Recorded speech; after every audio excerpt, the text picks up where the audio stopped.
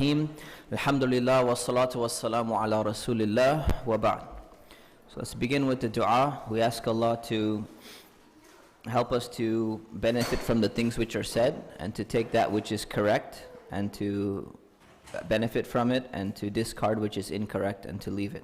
We ask Allah to open our hearts and minds to understand this topic and to be able to understand what the true perspective of Islam is on it. Ameen. So let's begin. How many of you is your first time at IAOC, by the way? Anyone? First time? You guys? Okay. Alhamdulillah. It's good to see you guys. Welcome. All right. So the topic is Islam and feminism, confrontation or cooperation. And I've taken this title actually from an article by Dr. Lois Farouqi, which I'm going to be talking about in the course of this presentation. So we have about an hour. So I actually prepared about maybe 10 hours of material. So this should be a seminar actually, but we're going to have to restrict it to 1 hour. So just try to understand that there's not as much we can cover in 1 hour that we can cover in 10 hours. So just keep that in mind. All right, so first of all, let me start with why am I speaking? I got a lot of people inquiring and saying, but you're not a woman, so why are you speaking about feminism? And I guess I understand where that question is coming from. So let me give a little bit background. The way that our Friday Family Night programs work in the mosque is that they set a date for different people who are going to be speaking on that date. So Sheikh Muhammad Faqih has a date, I have a date, Dr. Imad Bayoun has a date, and when it comes to myself and Sheikh Faqih, we have to basically give a lecture on a topic that we choose on the date that we're assigned, either once a month or once every other month. So I was assigned a topic, and I've spoken on different topics, in the past months. I've spoken about, Thomas Jefferson and the Quran, and I've talked about cryptocurrency and just different topics. So I figured, this would be an important topic which I've been asked to speak about several times. And I don't think too many people are actually addressing this issue in the Muslim community, at least specifically, from the Muslim scholars that exist. They don't really tackle this topic head on. And there was one auntie in particular who regularly attends IAOC and is one of our students. And she really encouraged me, and she sent me an article by Dr. Lamia. And she said, you should read this article and you should really address this topic. So alhamdulillah, unfortunately she's not here today because she's on vacation, but I know she's going to be watching this video afterwards. So she really motivated me to do that. So that's kind of how this topic was chosen. So they said, well, why didn't you have a woman come and speak about it? Or why isn't there a woman on a panel, and why didn't you make a panel? Honestly, we don't put that much preparation or thought into how our Friday Family Night lectures are going to go. We just simply, we choose a date, we choose a topic, and we say, okay, someone should address this topic. So like when I presented on cryptocurrency, it would have been nice if I had like an expert on cryptocurrency or a professor of economics, there present with us, reflecting on the economic aspects as well. But that's just difficult to organize, and it just takes extra effort, and that's pretty much the simple reason of why we didn't really do that. Okay, so that's the simple reason. The second reason is because it's actually very difficult to find women scholars who are scholars of Islam and then can give a take on feminism from an Islamic perspective. And when I say scholars, I mean at least someone who has studied about a decade of Islamic studies and has a good, rounded, deep understanding of the religion of Islam and all its different sciences. It's kind of rare to find those people in terms of the women who are there. And the ones who do exist, and there are some who exist, they're either extremely busy because they're traveling around the country giving lectures everywhere else because they're in high demand due to the fact that they're a rare asset, or they're unwilling to speak about this topic because they're actually afraid that it could destroy their reputation of speaking on a topic like this, right? So I'm just conveying to you some of the realities that exist in our community. And then lastly, I don't want to keep going on for a long time, but Dr. Sherman Jackson is another reason why I was motivated to speak about this topic. So he mentioned in a program that we had, I was at the ISNA conference one year, and he mentioned something. He was talking about juridical empiricism and going into a detailed concept. And then he said there's a trend, and I didn't understand this a decade ago. I was listening, I didn't fully grasp what he's saying, but I understand it now. He's saying there's a trend that exists in the intellectual milieu or the intellectual culture in which we live, where you are not supposed to talk about a topic unless you have direct experience of it. So you're not supposed to speak about women's rights unless you're a woman, because you don't know what it feels like to be a woman. You're not supposed to speak about the black community or the African American community unless you're African American, because you don't have a direct experience of what that community is going through. And he critiqued this idea, and he said this idea, although it's nice, it's nice to have someone, and it's important to have someone who's from that particular community, representing what the sensibilities, the sensitivities, the feelings of, those people are on the topic. He said, imagine if we were to take that to its logical extreme. That means that someone who's talking about drug addiction should not be speaking about drug addiction unless they've been a crack addict in the past, or unless they've been a heroin addict in the past. Someone who's talking about addiction to smoking or the harms of smoking should not be speaking about it unless they've been a smoker in the past. Someone who's talking about pornography should not do it unless they've been a porn addict in the past, etc., etc. So that point really resonated with me, and that gave me, an understanding that, I'm not claiming to know exactly what it feels like to be a woman. That's not what I'm trying to do here. But at the same time, I've been studying Islam for a very long time. And my goal is not to talk about what it feels like to be a woman in this talk, but rather it's about analyzing the feminist discourse that exists within our society, and looking at that from an Islamic lens and seeing how that kind of fits into Islam. Okay, so that's kind of one disclaimer. Disclaimer number two is that I'm open to discussion on these topics. So if somebody doesn't agree with me, if somebody says, you're way out there, if you decide to leave, I'm going to mention this in the beginning, in case you decide to leave in protest or something like that, just know that I'm open to discuss these topics. You can discuss it with me, we can make an appointment, you can meet me, we can meet somewhere, and we can continue to discuss these topics, okay? So if you don't agree, that's perfectly fine. I'm open and I'm willing to talk about these issues more further, inshallah. So let's begin with what is feminism, okay? So, who thinks they know what feminism is? Who's pretty confident that they have an understanding of what feminism is? Just raise your hand. So there's nobody in the whole audience that knows what feminism is. No, just okay. Okay, so I'm just trying to see. So like 20% of our audience feels comfortable in understanding what feminism is. Is that about accurate? Okay. Who would like to answer the question, what is feminism? Anybody? Yes.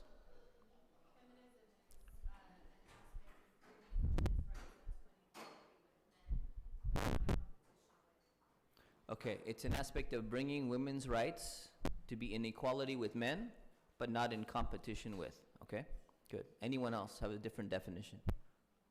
Yes. Okay, overall equality in general between men and women. Okay, good. Anyone else? Okay, so those are pretty good definitions, actually. So pretty much, feminism is an ideology, and there's different definitions about what it entails, but feminism is pretty much the idea of trying to achieve political, economic, personal, and social equality of the sexes, of male and female together. Okay, so that's pretty much what feminism is. And the term feminism itself was coined in 1837 in France. It's called Feminisme, or however you pronounce it. Sadly, my French is not good, even though I lived in France for 3 years. You have to pardon me for that. So it's something that has really been coined. The term itself is fairly new, in the past 2 centuries or so. And the feminist movement has focused primarily on trying to get women the right to vote, the right to hold public office, the right to work, the right to earn equal pay when they work, the right to own property, the right to receive education, the right to enter into contracts, the right to equal marriage rights. And in addition to that, different forms of feminism also try to legalize abortion so that women can decide whether they want to have a child or not, try to promote social integration so that there's no division between men and women in social spaces, try to promote change in dress and change in physical activity. This is kind of just in a nutshell what feminism is, and there's scholars of feminism or feminist theory, they classify the feminist movement into 3 different waves. Right? I'm not going to get into all of that stuff, to be honest with you, because it's going to get very theoretical, and we want to focus on something that's more practical in this talk. So let us talk briefly about who are feminists, or where are the feminists. So that was interesting that in 2015, there was a poll done in different countries in the world, particularly developed countries. And they surveyed people and asked them whether you would define yourself as a feminist. And 18% of American women said that they would identify themselves as feminists. 18%. Right? So that's kind of surprising to a lot of people, because you would think it would have been at 50%, or you'd think it'd be at 70%. But instead, there was another question. They said, would you identify yourself as a feminist, or would you identify that you believe in equality for women? So 85% of women, they said, we believe in equality for women, but we would not define ourselves as feminists. Only 18% of women in America define themselves as feminists. The same survey was done in Sweden, 36%, which was the highest rate that you find in any of the developed, quote-unquote, developed countries that define themselves as, women define themselves as feminists. 36% in Sweden, 31% in Italy, 29% in Argentina. I'm giving you these statistics so that you understand where the feminist movement is primarily active, where its ideological roots are, so it kind of gives you a perspective. Argentina, 29%, UK, 22%, Spain, 22%, Australia, 18%, Belgium, 18%, France, 18%. The lowest countries that they surveyed, that where women said that they are feminists, they would identify as feminists, was Japan, 8%, Germany, 7%, and South Korea, 7%. Right? So that's kind of gives you a little bit perspective on the background of where feminism is right now.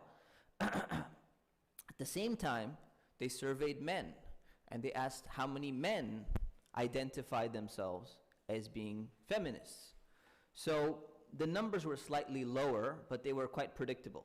So if in America it was like 18% of women identify as feminists, it's like, 10 to 15% of men would identify the same. If it's somewhere like 30%, the men would be like 15, 20%. Fairly predictable. The only one country that was surveyed that found the situation flipped was Poland, where 21% of men in Poland identified as feminists, and only 17% of women identified as feminists. So more men identified themselves as feminists than women actually did. Right? So that's just kind of a little bit demographic survey of, who ascribes themselves to feminism as a label, even though most people are saying that they believe in the equality of women, but they wouldn't define themselves as feminists. Perhaps because they don't know what the term entails, like most of our audience, or they're not sure, or perhaps for some other reasons. Now, there are different forms of feminism, and I'm aware of that. So one of the other critiques that I get whenever I mention feminism is that, you're only talking about one particular type of feminism, and that is the middle-class, white, privileged feminism of women who live in the West. And there's different forms of feminism, and there's different understandings of what feminism is, and I understand that. There is Arab feminism. There is black feminism. There is a new thing called Islamic feminism. How Islamic it is debatable. And different forms of Latino or Latinx feminism, and all sorts of different categories. So I'm aware of that, right? So, but that's not what we're talking about tonight. And the reason why we're not talking about that tonight is because what I want to focus on is I want to focus on what feminism primarily is and not what it should be or what ideally it's supposed to be. And what that means is the most influential or the most powerful type of feminism that exists within the societies we're talking about, that's what I want to focus on. So black feminism may be a thing, and it may be a movement, it may be something that people are developing. Arab feminism may be something, but Western, white, middle-class feminism is the most powerful form of feminism that exists and has affected our society, the society in which we live in, and much of the world in a particular way. So that's why we're specifically focusing on that. So we could talk about an academic review or an academic study of all different feminist ideas, but what's going to happen, and I'm being very careful on this topic because I know it's a very sensitive topic, okay? And you know, a lot of people came and said, you know, you're basically putting your neck under the guillotine, and, you know, by talking about this topic. Another sheikh told me you're walking into a landmine, you're going to blow up. And I said, you know, may Allah consider me a martyr if that happens, you know, inshallah. No, but and that sheikh just walked in the room. Anyways, so all right, alhamdulillah. Sorry, sheikh. All right, so and other people told me that, you know, you need to be really careful about this topic. I'm aware of that, okay? But this topic is very important to me as well, and I want you to understand why. It's because this is a topic that this is a topic that's affected me, and I've been thinking about, you know, for the past 20 years. My coming back into Islam and actually taking Islam seriously, one of the impediments that drove me away from Islam, even though I grew up in a Muslim family, was Islam's status when it comes to women. It was something that bothered me, and it's something that bothers a lot of people, male and female both. So for me, having an understanding of what Islam really says about women was a very important factor in my kind of having an appreciation and love and understanding of Islam. So this is a very important topic to me, and I want to clarify that. So that's why I'm going to be very careful on this topic, but at the same time I'm talking about it. So what I'm going to do, instead of just mentioning a bunch of different points that the feminist movement has and look at it as a whole, instead, because someone can come and critique and say, you know what? Oh, well, that's one form of feminism. You're not talking about the other form of feminism. Or why don't you talk about Arab feminism? Or why don't you talk about Keisha Ali? Or why don't you talk about what Amina Wadud is doing in her books? Or why don't you talk about, you know, Ayan Hirsi Ali's critiques of, you know, Islam? Or why don't you talk about all of these other things? I'm aware of these things. I read these things. This is my field. This is what I do. But instead of, you know, just to kind of avoid that, what I'm trying to focus on are books or ideas which have been influential in the minds of people in our society. And I want to focus and limit my, restrict my subject to that specifically. So I'm going to take a few books that are popular in the feminist movement. I'm going to give some summary of some of those points. And then I'm going to take some responses by Muslims who had some critiques or some, you know, ideas on feminism and how it relates to Islam, and I'm going to summarize that, and that's pretty much what our lecture is going to be for tonight, okay? And then we'll have a Q&A session. All right, so let's start with Mary Wollstonecraft. All right, she wrote a book called A Vindication of the Rights of Women. All right, has anyone read this book? One person only? Two people? Three people. In class? Was it required reading? Required reading, all right. Have any guys read this book? No, okay. All right, that's fine. So this was in 1792. So the book was written in England in 1792.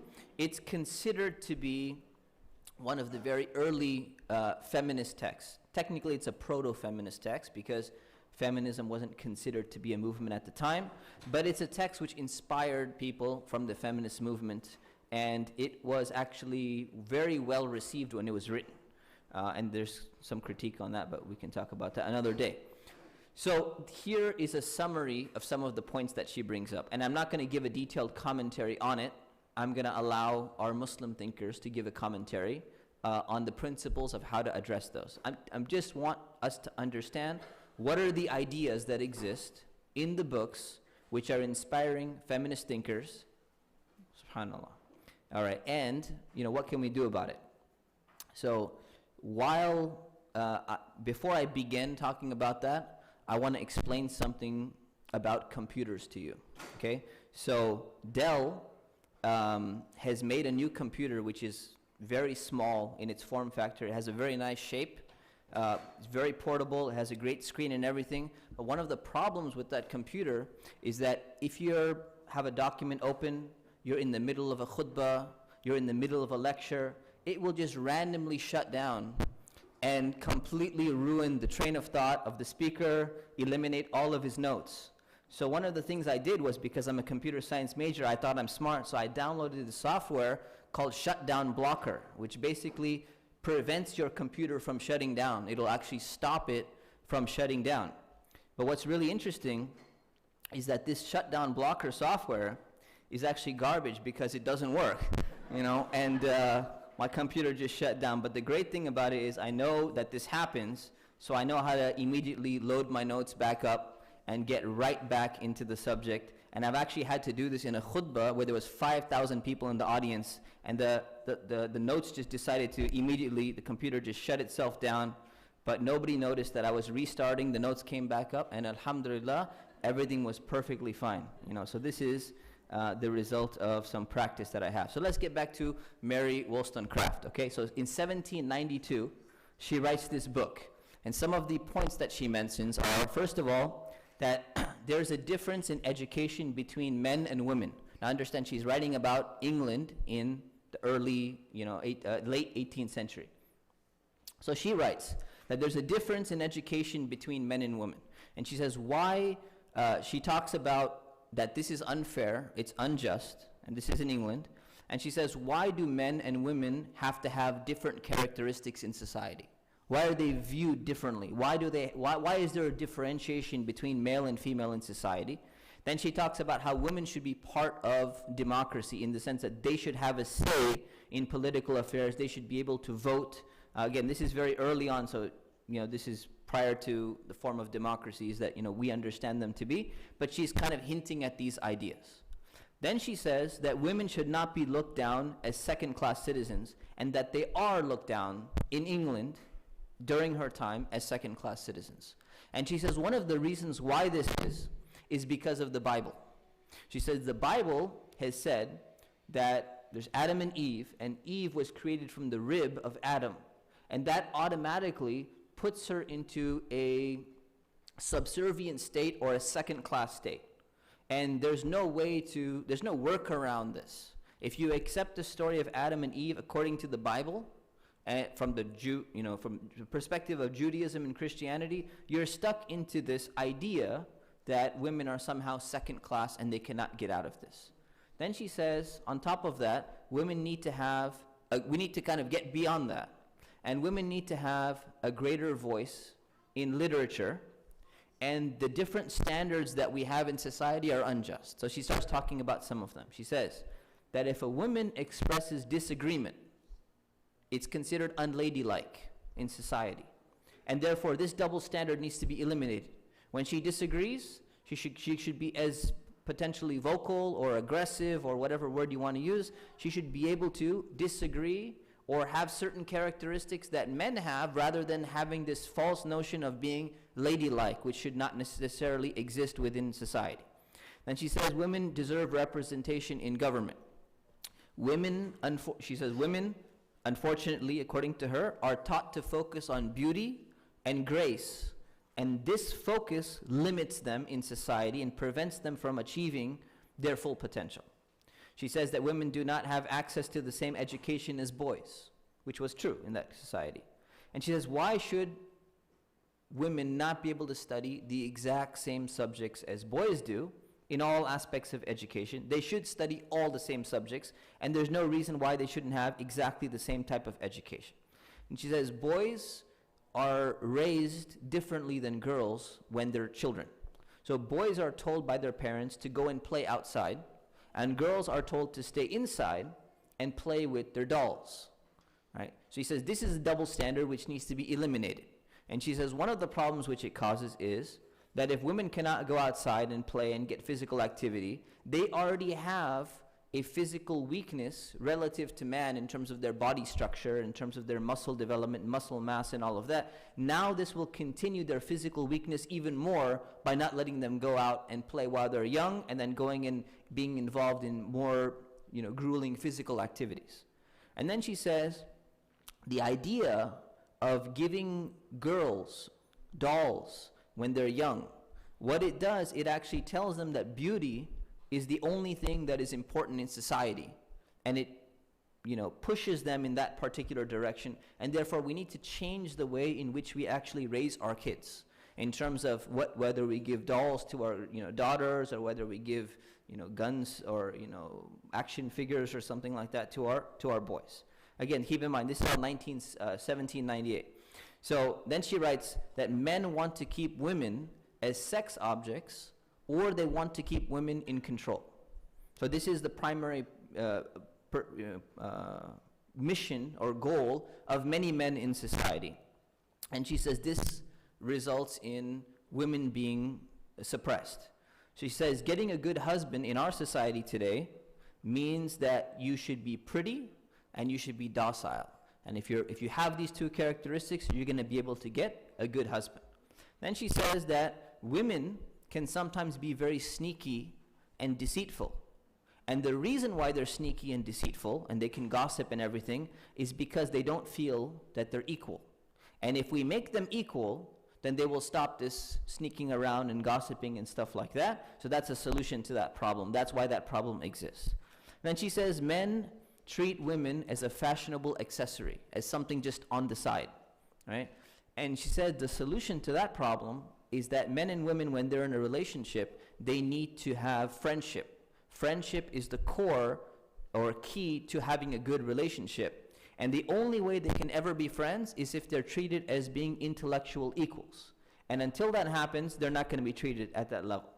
And then she says, one of the problems we have is prostitution. And if we have the intellectual development of women, there will actually be less prostitution, because now they will have opportunities for better jobs and they will not end up in prostitution jobs.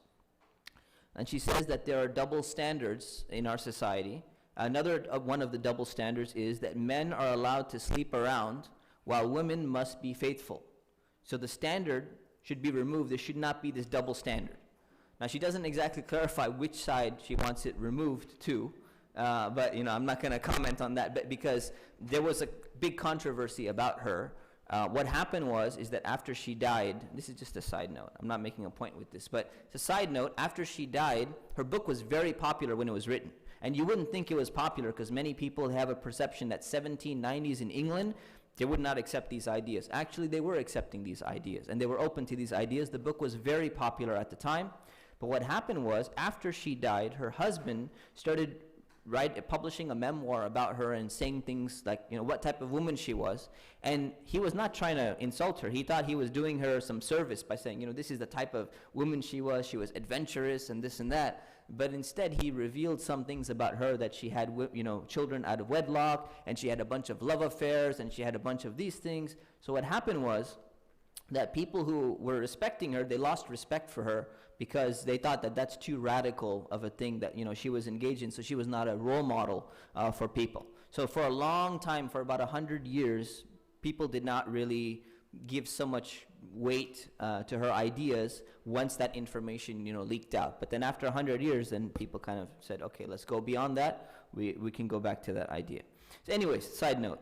So then she says, if women were equals, this is a really interesting point, okay? They're all interesting, but I find this to be really interesting. Just understand the mentality. Despite all of the ideas she's coming with, right, they seem pretty modern. We're like, yeah, we agree with all of that, but she's still living in a certain context. So she says, if women were equals, they could better raise their children. And that better raising of children would actually improve society. So she said that educated women could actually, if women were educated, they could help children with their studies and with their homework, so that you don't need tutors anymore. So one of the things that used to happen in English society at the time is that these middle class or upper class women, they would have to hire tutors to go and teach the subjects, and the tutors are male because there's no female tutors because they're not studying. So she's saying if women would be more educated, then instead of hiring we don't have to hire tutors at all, because women actually have science, math, all of that knowledge, literature, and they could go and teach their own children, so we don't have to hire tutors anymore. Then she says, and again, this society has servants in it. So she says that if women were more educated, then they would be kinder to their servants in the household, especially in front of their children. So what happens is, she's saying that there's this rivalry between women in the household and their servants. And she's saying that's something natural, and it's along the explanation of that. But then she's saying that the women in the household feel that they need to exert their power over the servants to keep them in line. And she says if the women had better access to education, they would be kinder to their servants, because they don't need to show their power over them, because their education would be the power over them. And then she says this is going to affect the children, because the girls who are watching their mother treat servants bad, and the servant is taking care of the girl as well, the girls start to imitate that bad behavior of their mothers when they grow up. So she's saying if we were to educate women, we would actually have this entire cycle, or this tangent of being able to solve this problem as well. And then the last thing she mentions, she has women, if they're educated, so the focus is on education here. She said if women are educated, then they can start worrying about real issues, right? Like they can start discovering things. They can invent things. They can come up and discover new cures for diseases and illnesses, and they can do so many other things which would be a contribution to society. Instead, what they're doing, because they're not doing that, is all they do is just focus on what they want to wear in the day, and they spend all of their time and energy in all of these other things, and they should be directed in this direction instead. So that's in a very old book, but a book which kind of inspired many feminist thinkers. Okay, so that's the first book. The next book, to summarize, is a book called The Second Sex by Simone de Beauvoir. I don't know if I pronounced that right again. My French is not good, but this was written in 1949. Okay, so fast forward several years. Okay, but technically, second wave feminism has not begun yet. So we're still talking about first wave feminism until now. Second wave is something in America, 1960s began. So some of the points that she mentions. Now you're going to see a radical departure from what our previous author was saying compared to what our current author is saying. So she says that the idea of womanhood is a product of cultural forces rather than an innate quality in people. What that basically means is that the idea of being a woman is something that is people are socialized into becoming a woman. Woman is not something that exists just there in reality. So you're going to see where she's going with this. She's going to say we need to modify that socializing so that womanhood becomes something different. So she's going to define what womanhood is according to her understanding in Western Europe, in particular in her area. So she says women have passive lives and they live in the shadow of men, and she says this has been the case throughout history in most societies of the world. The women are given a secluded domain where they're passive and they're immersed in themselves. So the reason why they focus on themselves so much is because they've been secluded and they've not been allowed to go outside of this domain. And on the contrary, men are active, men are creative, they're productive, their efforts exert out there into the world and they have some effect on the world, and women don't have that same effect. And then she says human males are stronger because of the muscle mass and everything that they have, but these traits are only important in a society where strength, physical strength, is valued above everything else. But she's basically saying we don't live in that society. The world has changed. And today the world has changed much more with technology and everything we have. Physical strength is not so much in just the muscle mass that you have as it was in some primitive society. She's saying that the world has changed, we need to acknowledge that change. And then she talks about a patriarchal society, and she says what patriarchy means is that men occupy most positions of power in that society. And she says, but it's not always been that way. And again, I'm just telling you what she's saying, okay? I'm not commenting on it yet. She's saying, but in the past, women once wielded more power than men did in some societies. She says women could women are the only ones who could have children. And because of the fact that they could have children, they were given a sacred status. So what happened was that there were some societies where you would actually take the mother's clan name instead of the father's clan name. And she's saying this is an example of where women were dominant in a society. She's saying there are societies where female gods or female idols were worshipped rather than male idols. And she says there are societies where men feared women rather than women fearing men. And then she says, but what happened was this patriarchy became established somewhere and the entire thing flipped. And it flipped so bad that male gods, male deities and idols like Zeus started overpowering or overshadowing even all the female deities. The entire thing just flipped around, and now we're in the situation that we're in. Then she says that patriarchy, this idea of men being dominant and in control of most positions of power, it is strengthened by two factors. One, by inheritance, and two, by marriage. So these two factors keep women subservient. She says, why? Because in the past, in some societies, property was held communally, meaning it doesn't belong to anyone. It's like a communism type of thing. Everyone owns the same type of property. But then property became privatized. And this was the worst thing that ever happened for women, because women were excluded from property rights and they were excluded from inheritance in many societies, right? And she's talking about Western Europe in particular as well. She's saying not having property will alienate women from society as a whole. And marriage will continue to dehumanize a woman by simply making her an asset. So what happens is that a woman is controlled by her father, and if her father is not alive, she's controlled by her eldest male relative.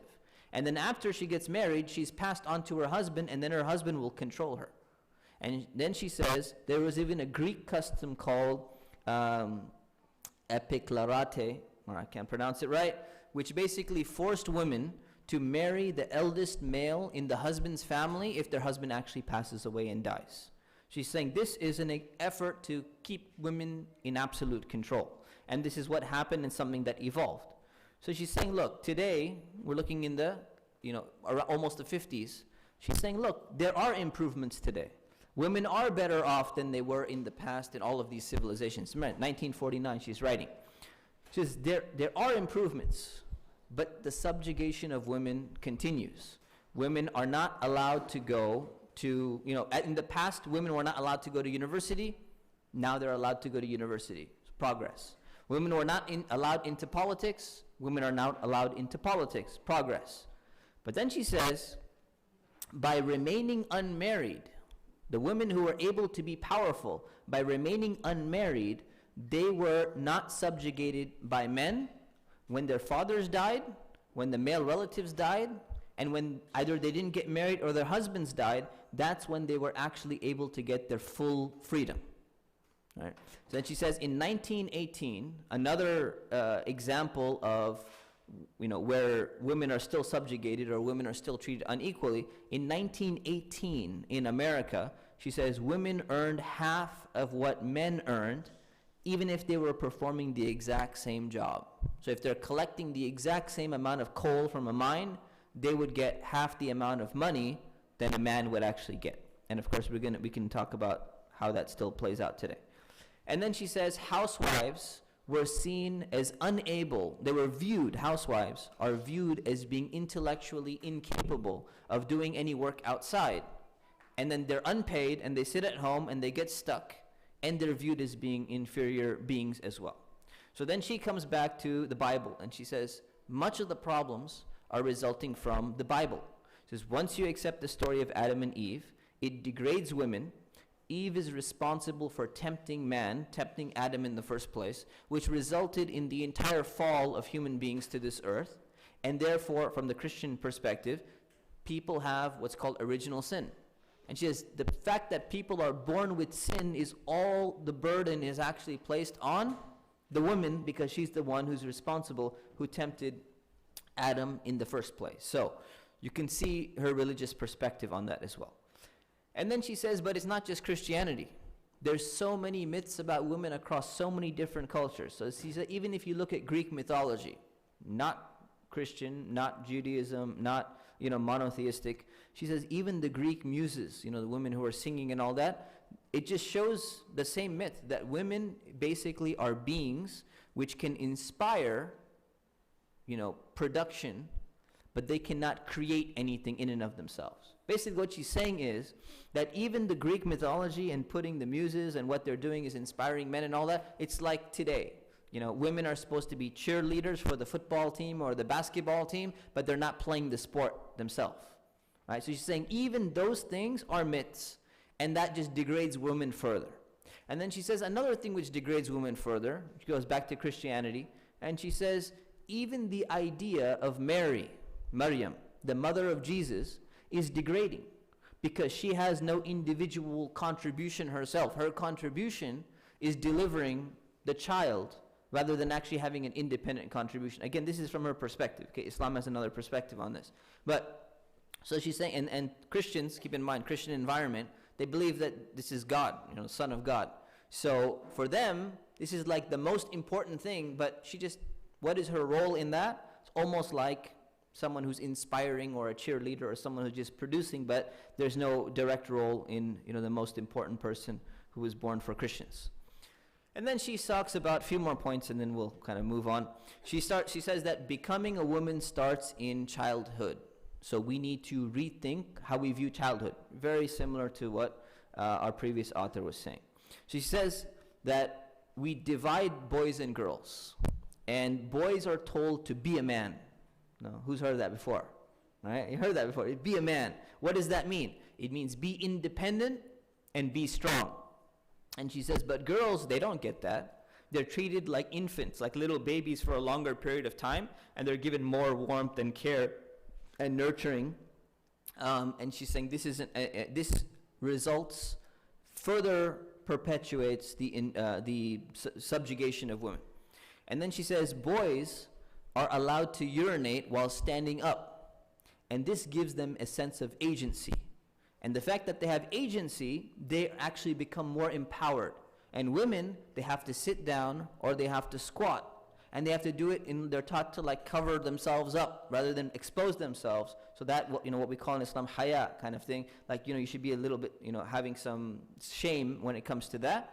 What it does is, it actually instills the idea into women that their sex organs are taboo, and actually it causes them to become more ashamed of their body when they grow up. And he says the boy has a penis, and this is interesting. So the boy has a penis to play with, okay, when he's a boy. But the girl has nothing.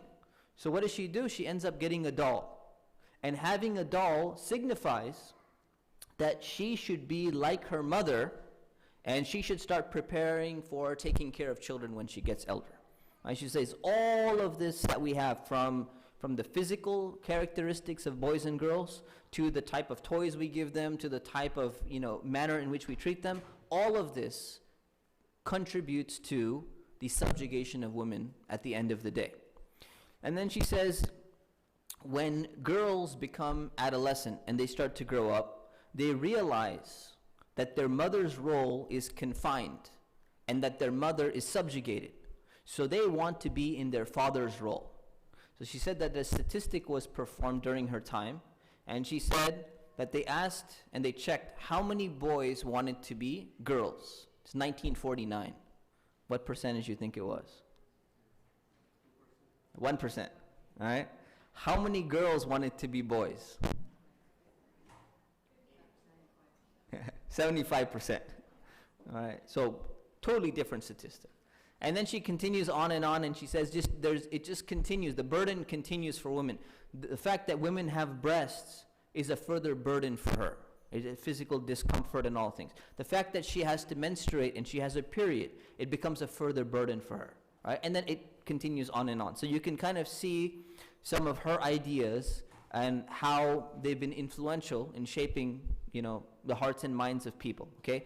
Now, let's look at the next book real quick. So we're going to summarize because we're running out of time here. So the next book is The Feminine Mystique, okay, by Betty Friedan. So I'm sure some of you have definitely read this book because it's a very popular book. This was written in 1963, And this book basically sparked what's called second wave feminism in the United States. This was the best-selling nonfiction book, over 1 million copies sold in 1964, and a lot of people, have read this book. So basically, okay, I'm just going to summarize in a nutshell. What this is basically saying is, she's speaking to American housewives, okay? And she's saying that, she specifically says that in 1949, after the World War II, fulfillment as a woman had only one definition for American women after 1949, and that is the housewife mother. So the only concept of fulfillment was the housewife mother for American women. But if you go back to the 20s and 30s, it was different. So this baby boom generation that we're talking about, she's saying basically the summary is, you cannot ever be fulfilled by simply